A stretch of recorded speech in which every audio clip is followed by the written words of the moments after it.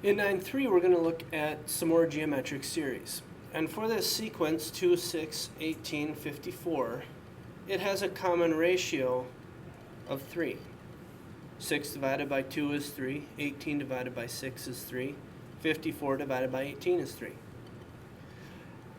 The sum of this infinite series, if I put pluses in between all these terms, now it's an infinite series, doesn't actually exist.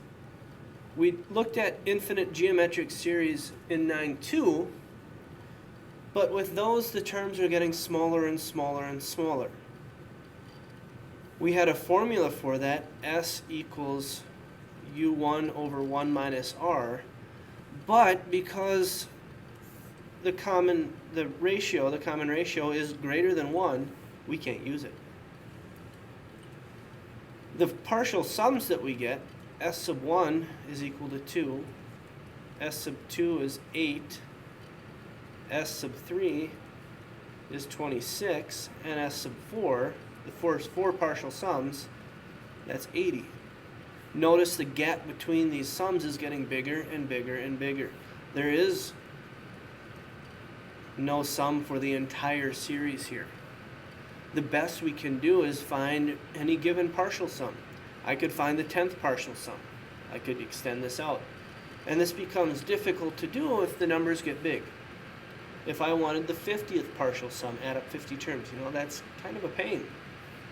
But there is a formula for this, just like we had in 9.2. It's similar. We're going to run through a similar idea with it. We're going to figure out what it is. So any geometric series can be given by an expression like this.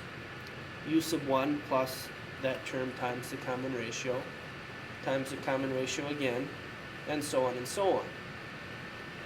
R times S sub n, R times the first term would be U sub 1 times R. R times the second term would be U sub 1 times R squared, plus so on and so on, and then multiplying the last term by the common ratio. That's R to the first that we're multiplying by. We can add the exponents and we get U sub 1 times R to the n.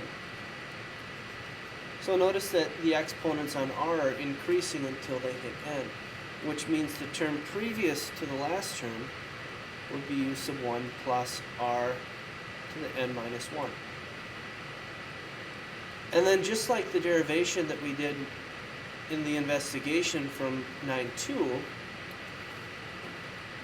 we are going to subtract R times S sub n from S sub n. So we're going to subtract these two equations. And what ends up happening is a lot of these terms cancel out.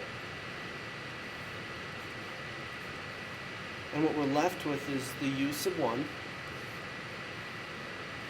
And then we're also subtracting U sub 1 times R to the n. And both sides of this can be factored just a little bit. We can take S sub n out, and we can take U sub 1 out.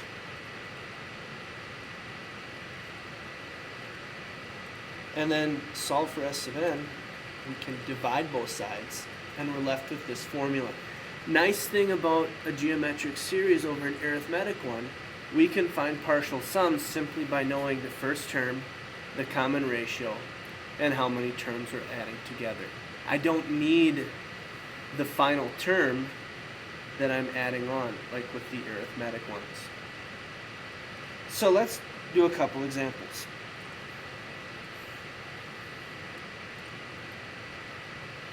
So if I were to expand this out, I'd start by plugging in 1 for n. So the exponent becomes 0. 0.3 times 2 to the 0 is 0.3. Plus, plug in 2 for n, I get 0.6. Plug in 3 for n, I get 1.2, and so on. This is a geometric series where r is equal to 2, Notice that right here in parentheses, that's the base. And u sub 1, the first term, is equal to 0.3. And this sigma notation says I'm adding up 20 terms.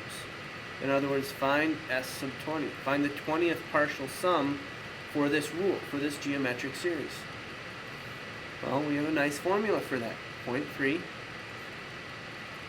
1 minus 2 to the 20th, divided by 1 minus 2. And from here you can jump to your calculator. First term times 1 minus 2 to the 20th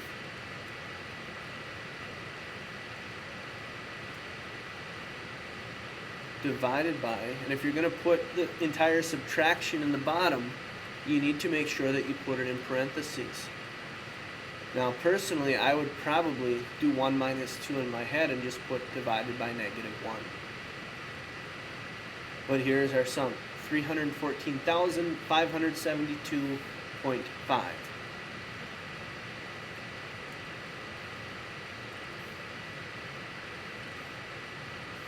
The second one, u sub 1 is equal to 8. R is equal to 3/4, and the number of terms that we're adding is 13. Give this a try in your calculator and make sure that you can get the right answer that I come up with. So we're doing 8 times 1 minus 3/4, and it's pretty important that that 3/4 goes in parentheses to the 13. Divided by 1 minus 3/4.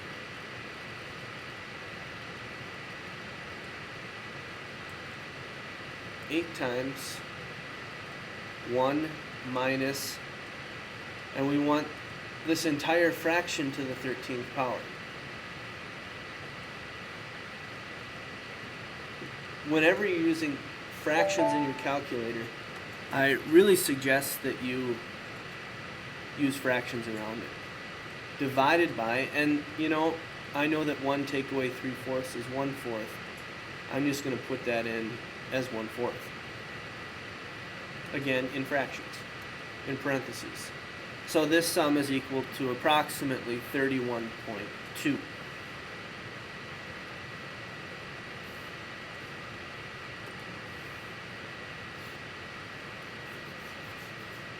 This last rule is given recursively, but that's okay.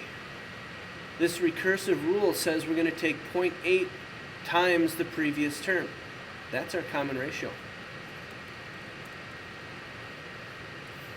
12 terms. That's n. And we have u sub 1.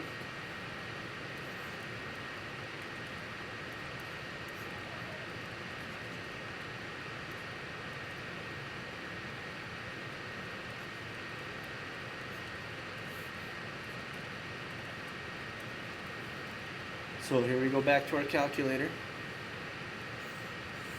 I'm doing 16 times 1 minus 0.8 to the 12th divided by, and again I know what 1 minus 0.8 is, it's 0.2. So my sum is approximately 74.5.